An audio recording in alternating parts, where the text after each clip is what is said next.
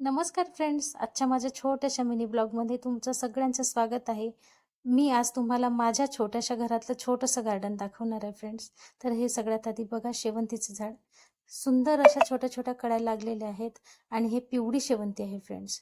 त्याच्यानंतर बीटचं झाड आहे, अडूचं झाड आहे आणि हे आहे पांढरं गुलाबाचं झाड. 8 दिवसापूर्वीच हे फूल उमललेलं आहे आणि अजून कोमेललेलं नाही. त्याच्यानंतर हे लाल गुलाब, हे ऑरेंज कलरचं गुलाब आहे फ्रेंड्स. आणि मध्ये-मध्ये मी माझ्या घरात असे छोटे-छोटे कांदे लागलेले होते, ते मी इथे टोचलेले आहेत. ते किचनच्या कामात येतात फ्रेंड्स. त्याच्यानंतर आहेत हे 2 शोभेचे झाडं. त्याच्या शेजारी आहे पिवळं गुलाब. हे पिवळं गुलाबही 8 ते 15 दिवसापूर्वीच उमललेलं होतं, पण अजून ते कोमेजलेलं नाही. बघा फ्रेंड्स, किती सुंदर दिसतायत हे फुलं. त्याच खड्ड्यात मी मध्ये लावलेलं आहे निंबूचं झाड. निंबूच्या झाडाला खूप अळ्या लागलेल्या होत्या, तर मी त्याच्यावर फवारणी केलेली आहे. तर फ्रेंड्स, आणि हे आहे त्याच पिवळ्या गुलाबाला सुंदर अशी लाल पालवी फुटलेली आहे.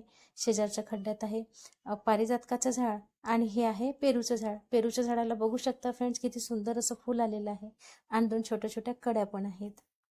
त्याच्या शेजारी आहे हे मोगऱ्याचं झाड. मोगऱ्याच्या झाडाच्या शेजारी मी लावलेलं आहे बेलपत्तीचं झाड आणि स या खड्ड्यात आहे आपल्याला गोड लिंबाचं झाड म्हणजे कडीपत्त्याचं झाड आणि हे आमचं सगळ्यांचं आवडतं असं आंब्याचं झाड.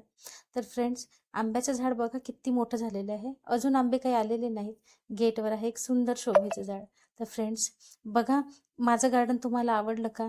जर आवडलं असेल तर कमेंटमध्ये नक्की सांगा व याच्यापैकी कोणकोणते झाडं तुमच्याकडे आहेत हेही सांगा.